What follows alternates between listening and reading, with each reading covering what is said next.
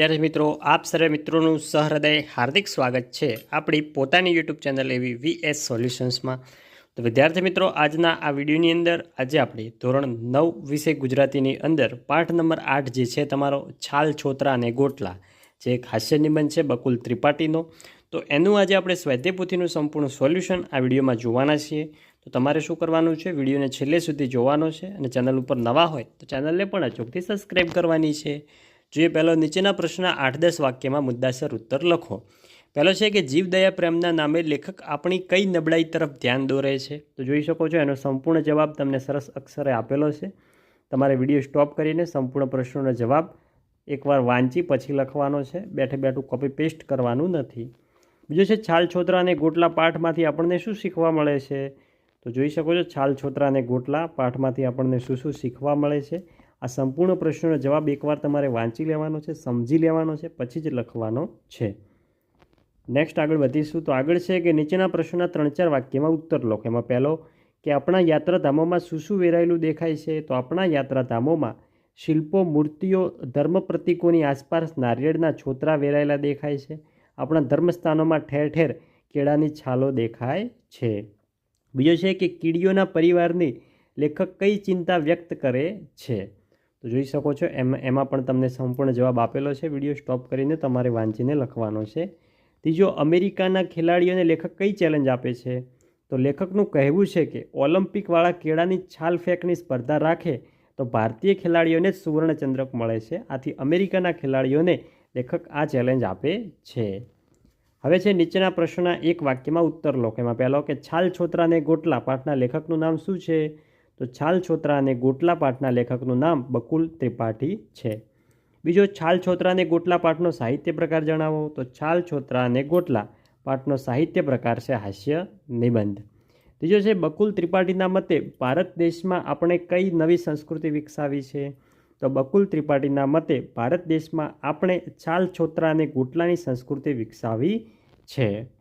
ચોથો છે કે વિશ્વના શ્રેષ્ઠ આંબા આપનાર પરમેશ્વરને આપણે આભારવશ થઈને શું અર્પણ કરીએ છીએ. તો વિશ્વના શ્રેષ્ઠ આંબા આપનાર પરમેશ્વરને આપણે આભારવશ થઈને ગોટલા અર્પણ કરીએ છીએ. પાંચમો છે બકુલ ત્રિપાઠીના મતે મગફળીના ફોતરા આપણે ક્યાં વેરીએ છીએ. તો બકુલ ત્રિપાઠીના મતે મગફળીના ફોતરા આપણે બગીચામાં, શાળાના વર્ગમાં, થિયેટરમાં વેરીએ છીએ. છઠ્ઠો છે ઓલિમ્પિકમાં કઈ સ્પર્ધા રાખવાનું લેખક સૂચવે છે. તો ઓલિમ્પિકમાં કેળાની છાલ ફેંકવાની સ્પર્ધા રાખવાનું લેખક સૂચવે છે. નેક્સ્ટ સાતમો છે કે છાલ છોતરા અને ગોટલા હાસ્ય નિબંધમાં લેખક અવળવાણી અને કટાક્ષ દ્વારા કઈ કુટેવને પ્રકાશિત કરે છે. તો ગંદકી અને અણઘડતાની કુટેવને. નેક્સ્ટ આગળ જઈએ. આઠમો, લેખકે આંબાના પર્યાય રૂપે કયા શબ્દનો ઉપયોગ કર્યો છે. તો લેખકે આંબાના પર્યાય રૂપે આમ્રફળ શબ્દનો ઉલ્લેખ કર્યો છે.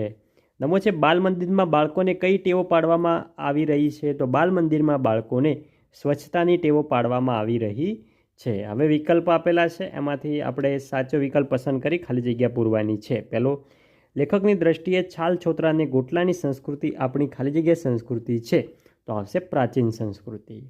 બીજો, મગફળીના ફોતરા ગમે ત્યાં વેરવા એને લેખક ખાલી જગ્યા પ્રવૃત્તિ ગણાવે છે, તો આવશે પુણ્યવંતી. ત્રીજો, લેખક વ્યંગમાં કહે છે કે ખાલી જગ્યાની સ્પર્ધા રાખવામાં આવે તો ભારતીય ખેલાડીઓને સુવર્ણચંદ્રક મળે, તો આવશે કેળાની છાલ ફેંકની સ્પર્ધા. હવે છે સાચી જોડણી આપણે લખવાની છે. તો જોઈ શકો છો વિભૂષિત, ઘણું ખરું, મ્યુનિસિપાલિટી અને જિંદગી. હવે છે ધ્વનિ ઘટકો છૂટા પાડો. તો જોઈ શકો છો સંપૂર્ણ સ્વર અને વ્યંજનો તમને છૂટા પાડીને આપેલ છે. ગૌમાતા, સંસ્કૃતિ, સ્થાપત્ય, જગતનાથપુરી. નેક્સ્ટ આગળ વધીશું. તો સૂચના મુજબ સંજ્ઞા શોધીને લખો. પહેલાં ભાવવાચક સંજ્ઞા લખો તો આવશે જીવદયા. બીજો છે સમૂહવાચક સંજ્ઞા લખો તો આવશે મિત્રમંડળ. ત્રીજો છે ક્રિયાવાચક સંજ્ઞા શોધીને લખો તો આવશે ભોજન. હવે છે વિશેષણ શોધી તેનો પ્રકાર લખવાનો છે. તો આપણી નૂતન સંસ્કૃતિના પ્રતીક તો દેશમાં ક્યાંય નથી, તો આપણી તો થશે સાર્વનામિક. બીજો, અને મક્ષિકાઓના બચ્ચા ભૂખ્યા રહે. મક્ષિકાઓના તો એ થશે સંબંધવાચક. ત્રીજો, પૃથ્વીની 1 ચોરસ મીટર જેટલી જગ્યા પણ ફોતરા વિહોણી રાખવી. તો ચોરસ તો થશે આ થશે એક આકાર છે, તો થશે આકારવાચક. ચોથો, એ તો આપણી પ્રિય રાષ્ટ્રીય રમત છે. પ્રિય તો થશે ગુણવાચક. પાંચમો, એ મૂલ્યમાન વસ્તુઓ છે, મૂલ્યવાન તો થશે ગુણવાચક. હવે છે સંધિ છોડો અને જોડો. પરમેશ્વર તો થશે પરમ પ્લસ ઈશ્વર. સ્વાર્થ તો થશે સ્વ પ્લસ અર્થ. સદભાગ્ય તો થશે સદ પ્લસ ભાગ્ય. વૃદ્ધાવસ્થા તો થશે વૃદ્ધ પ્લસ અવસ્થા. સ્વચ્છ તો થશે સુ પ્લસ અચ્છ. નિષ્ણાંત તો થશે નિહ પ્લસ નાત. સ્વચ્છંદ તો થશે સ્વચ્છંદ. વી પ્લસ અંગ તો થશે વ્યંગ. સુ પ્લસ આગત તો થશે સ્વાગત. ઉદ પ્લસ હા તો થશે ઉદ્ધાર. સમ પ્લસ બોધન તો થશે સંબોધન. હવે છે સાચો સામાનાર્થી શબ્દ શોધીને લખો. મૂળ તો થશે અસલ. કૃપા તો મહેરબાની. આમ્રફળ તો કેરી. કબૂલ તો મંજૂર. શ્વાન તો કૂતરો. શૈશવ તો બાળપણ. કારુણ્ય તો કરુણા. મોઢા મોઢ તો થશે પ્રત્યક્ષ. નેક્સ્ટ આગળ જોઈએ. કપાળ તો થશે લલાટ. સડક તો રસ્તો. હવે છે વાક્યમાંથી સર્વનામ શોધી તેનો પ્રકાર લખવાનો છે. પહેલો, આપણે ભારત દેશમાં આજે નવી જ સંસ્કૃતિ વિકસાવી છે. તો આપણે થશે પુરુષવાચક. બીજો છે પેલી પુરાણી સંસ્કૃતિની મંદિરો, સ્થાપત્યો, સ્તૂપો ઉપર છવાઈ ગયા. પેલી તો થશે દર્શકવાચક. ત્રીજો, શું આપણા છોકરા કેરીનો રસ ખાઈને મક્ષિકાના બચ્ચા ભૂખ્યા રહે? શું તો થશે પ્રશ્નાર્થવાચક. ચોથો છે આપણે સિંગના છોતરાને સર્વત્ર વેરતા ફરીએ છીએ.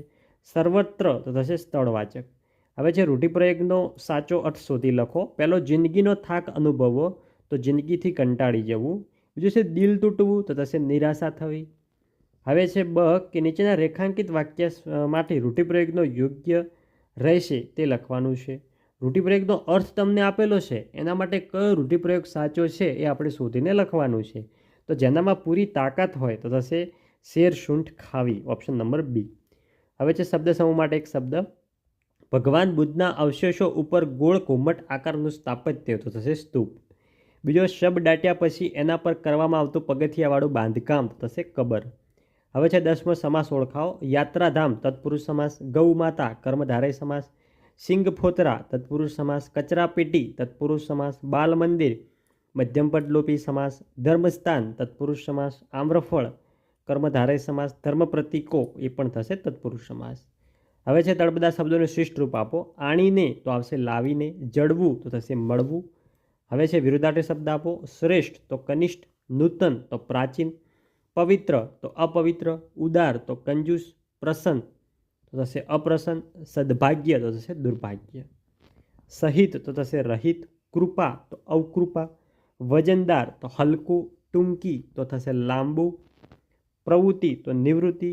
પ્રિય તો થશે અપ્રિય. હવે જે શબ્દોનો લિંગ ઓળખાવો. સંસ્કૃતિ સ્ત્રીલિંગ. છાલ સ્ત્રીલિંગ. ગોટલો પુલ્લિંગ. યાત્રા સ્ત્રીલિંગ. દેશ તો થશે પુલ્લિંગ. સ્થાન નપુંસકલિંગ. ઢગલો પુલ્લિંગ. ભૂમિ સ્ત્રીલિંગ. માર્ગ તો થશે પુલ્લિંગ. દાણો તો પુલ્લિંગ. હવે છે વાક્ય મુજબ વાક્ય બનાવો. માગ્યા મુજબ વાક્ય. કેરીનો રસ આપણે ખાઈએ છીએ, કર્મણી વાક્ય.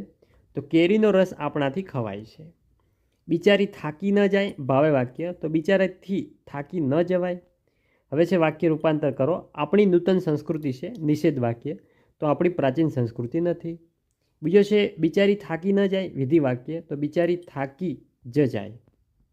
નેક્સ્ટ, સાદા સંયુક્ત કે સંકુલ વાક્ય છે એ આપણે ઓળખાવાના છે. પહેલો, શાયરે વ્યંગમાં કહ્યું છે કે ઘરથી કબર સુધી કેટલી ટૂંકી જિંદગી. તો આ છે સંયુક્ત વાક્ય. બીજો, આપણે બધા માનવીઓ અને જંતુઓ પરસ્પર પ્રેમ રાખીને કેવું મધુરું જીવીએ છીએ. આ છે સંયુક્ત વાક્ય. ત્રીજો, કેળાની છાલ ફેંકની સ્પર્ધા રાખે તો ભારતીય ખેલાડીને જ સુવર્ણચંદ્રક મળે. તો આ છે સંકુલ વાક્ય. ચોથો, સાંભળ્યું છે કે કેટલાક બાલ મંદિરોએ આપણી આ સંસ્કૃતિની વિરુદ્ધ પ્રચાર શરૂ કરી દીધો છે. આ છે સંયુક્ત વાક્ય. પાંચમો, પરમેશ્વરની આપણા પણ અઢળક કૃપા છે. આ છે સાદું વાક્ય. હવે છે કાળ અવસ્થા જણાવો. તો પેલી મહાન સંસ્કૃતિના અવશેષો આજે જડે છે. આ છે વર્તમાન કાળ. બીજો, આપણે ગોટલો પ્રભુને અર્પણ કરીએ છીએ. આ છે વર્તમાન કાળ. ત્રીજો, મેં એ લોકોને પૂછ્યું. આ છે ભૂતકાળ. ચોથો છે જેને ભોજન કરવું હશે તે કરશે. આ છે ભવિષ્યકાળ. તો વિદ્યાર્થી મિત્રો, આ હતું આપણું ધોરણ 9 વિષય ગુજરાતીની અંદર પાઠ નંબર 8 જે છે છાલ છોતરા અને ગોટલા, એનું સ્વાધ્યાય પોથીનું સંપૂર્ણ સોલ્યુશન. વિદ્યાર્થી મિત્રો, વિડીયો સારો લાગ્યો હોય વિડીયોને લાઇક કરજો અને ચેનલ ઉપર નવા હોય તો ચેનલને પણ અચૂકથી સબસ્ક્રાઈબ કરીને જજો.